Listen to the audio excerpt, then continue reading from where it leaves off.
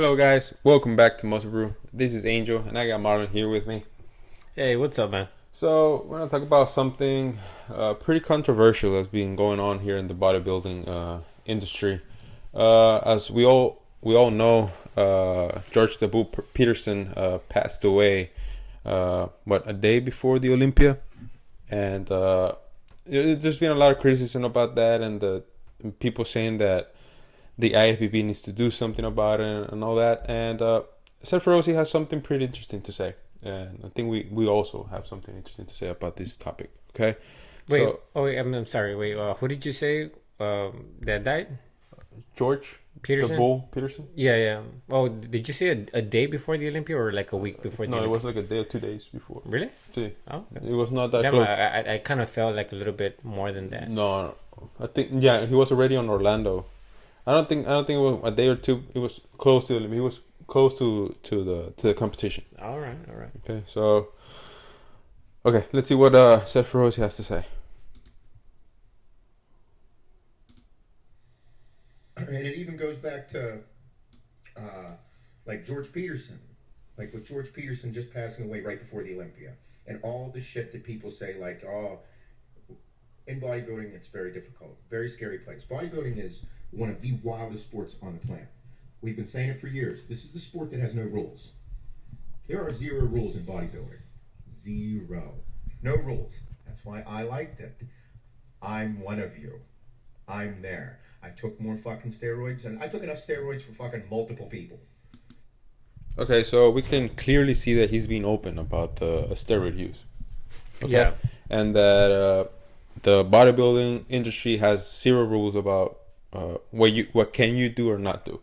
Right? We have that clear, and as we all know, I'm sure if you've been living under a rock, well, these athletes take those enhancements in order for them to get the way they look, right?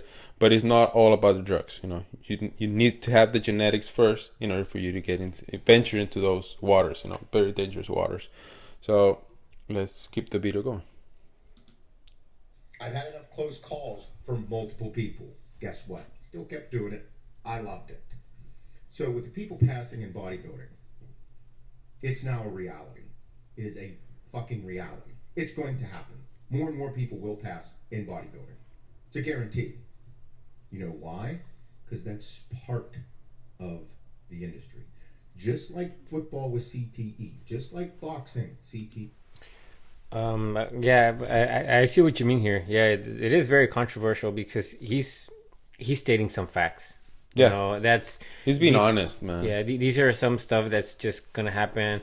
Bodybuilding, the bodybuilding sport in the very professional and elite form. Let's face it, guys. It's not a very healthy sport, but maybe something like NASCAR is also, it's very dangerous, but it's taking it to that level, to that extreme where it becomes, worth watching for like the masses, because that's when it gets really great, man. To the elite levels in anything, that people do. People want to see that crazy, stuff. It's dangerous. That's why you get paid very, very well. I mean, In this industry, we don't get paid well. He's gonna talk about that right now. So let's keep this going, okay? Just like MMA, CTE. It's a guarantee. It's not like a question. So, who am I to question what somebody decides to do with their life? Because if they weren't doing those things, they wouldn't be them, and you wouldn't even know who the fuck they are. Okay, I like what he says right there. Because if that person did not do or does not do what he was doing to that extreme, to that craziness, we would not know who that is. We would not know that athlete as us as bodybuildings. Also in the NASCAR, if you're not that guy, that crazy guy that does the impossible in order to get the first place, you're not gonna be that known, right? yeah. So you need to cross that line in order for you to be someone in whatever sport or thing you want to do. By the way, guys, we don't really know much about NASCAR, but we're just using it as like a reference, because it's a sport that you're going very, very fast. That makes it dangerous. He uses football, he uses boxing, and UFC. They get the brain damage over time and all that. Yeah. It happens with the sport. It's a really dangerous sport, but people still watch it and people still enjoy it. And his argument is also, all right, it's acceptable, but then it just goes, too big or too crazy, and then people are starting to say, like, oh, maybe not that much. So then what are we supposed to say? We're supposed to have a line that is drawn under every single sport. You can't go past this, but then people are not going to be drawn to it because people just want the next level of anything. Yeah, he wants the best next thing, right? They're always looking for the best next thing. It's their life. They get to do with what they get to do what they want with their life. It's not my job to criticize them. It's my job to fucking support the people that I enjoy following. That's why we follow him. That's why you know who George Peterson is. Because he was one of the best bodybuilders in the 212 in Classic, which he transitioned to 212 in. He pushed the fucking limits. We love the limits getting pushed. Whenever somebody shows up out of shape at the Olympia or any show, we're like, you didn't work hard enough. Oh, really? What makes you think that? You want more. You want the freaks. You want it all. But when somebody pushes the envelope and becomes the fucking mutant or the freak or this holy fuck moment, you're like, then you might went too far. Oh, so there's a fine line now. You fucking cunts. Okay, so he talks about what you said, right? Yeah. So there's extreme where, okay, we want more, but then, okay, I think that's too much. That's where it's controversial. I think it depends on the person how they think, but I think like he says, it's a reality. This is how the sport is. It's dangerous. If you're not getting to this sport, it's gonna be dangerous. He faces a lot of things too. He said it that he had a lot of close calls, but he loved it. He kept doing it. But who are we to judge him if he wants to do that with his life? It's unfortunate that the George Peterson died. It is unfortunate, and a lot of great athletes have died. But they were doing what they loved. We cannot say it's not just as much about they were doing what they love, but it's what they were doing, what they were being awarded on stage for. Because he was a top guy. I mean, even in any class, you're pushing the boundaries. Like we could go with open class. Maybe some of these very, really, really big guys, these guys were, they might be dying because they were just getting too big. And so where do we draw the line in any sport, especially like in in bodybuilding? Yeah. Okay, how shredded can you come? Especially since maybe it was like about a few weeks ago, maybe like about a month ago, that they weren't going to start rewarding the conditioning so much. They did.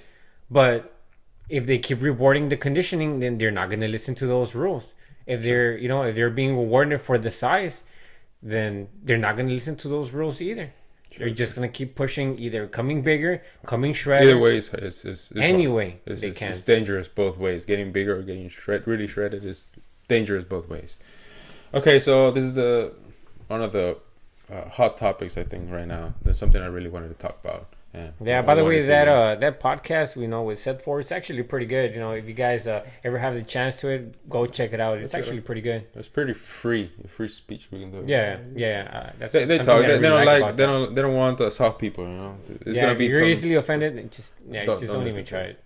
Okay, guys. So we got some updates for you guys real quick, and some other news. So Regan Grimes. So Regan Grimes is 9 days out from the Legion Sport Fest for the qualification for the 22 Olympia.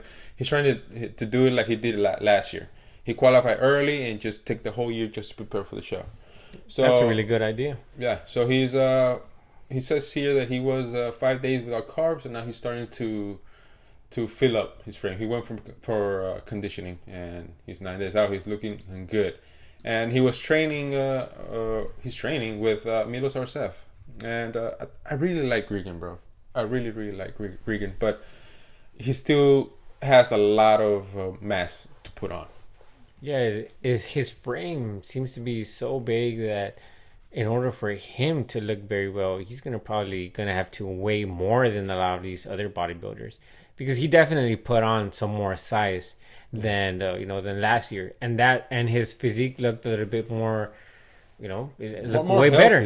It looked more more, sharper, more full, more, Yeah. him putting on more size made him look better. Maybe he might look a little bit better if he was 10 or 20 more pounds more bigger than what he is right now. What do you think he misses? What do you think he needs? The size. I think the he whole might, body or just one specific maybe just the whole body, man. I feel like this guy has a huge skeletal muscle. Mm-hmm. His whole frame. Yeah, maybe he just needs more muscle to fill those Muscles gaps that he might be missing. Okay, I see. All right, so this is Regan Grimes. It's 9 days out from the Olympia, and we'll keep you updated with the results of the show.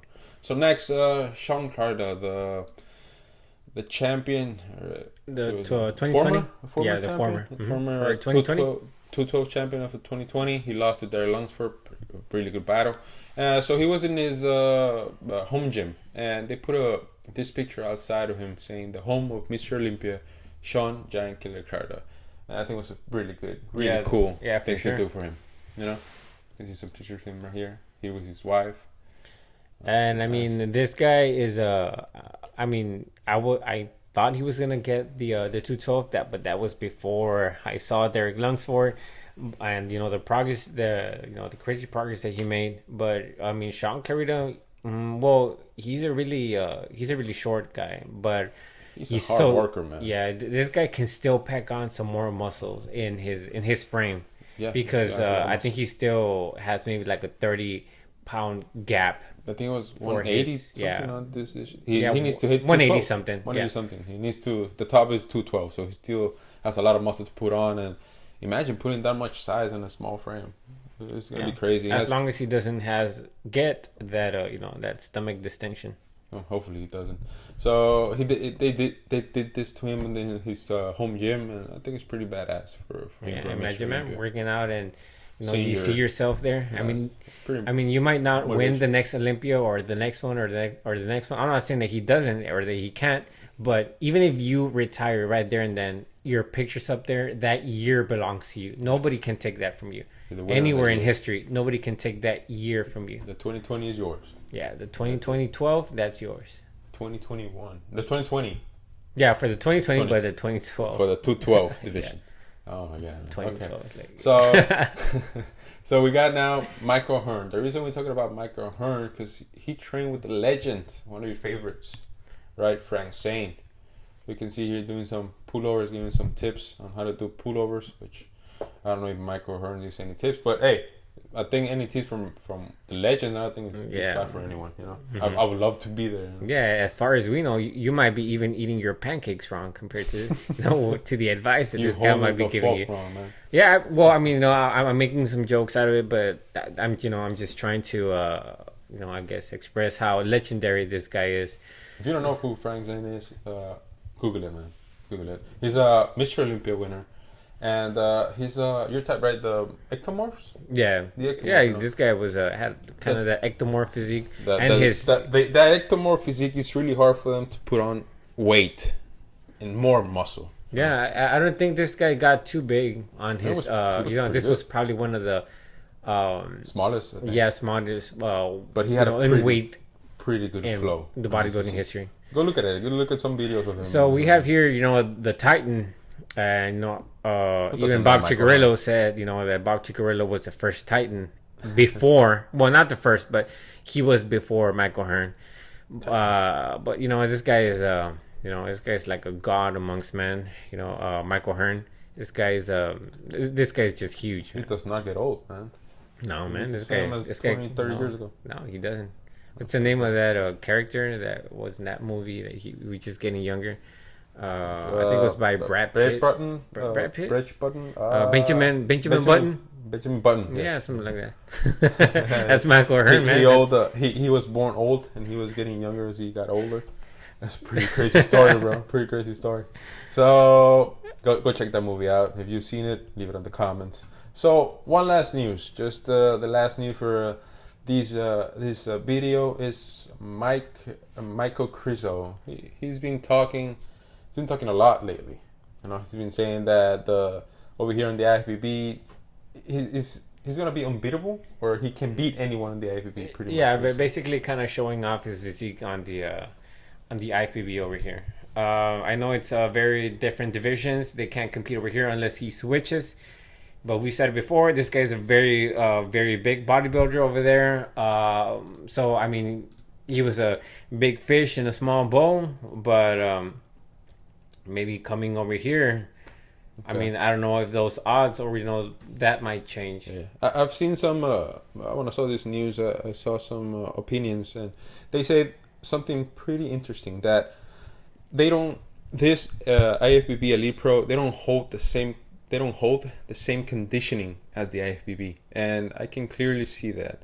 You see that they're not that lean or that detailed. They're probably that dry. Yeah, they don't have that dryness that we see on the Olympia. Mm-hmm. So maybe that could be it's not to his favor.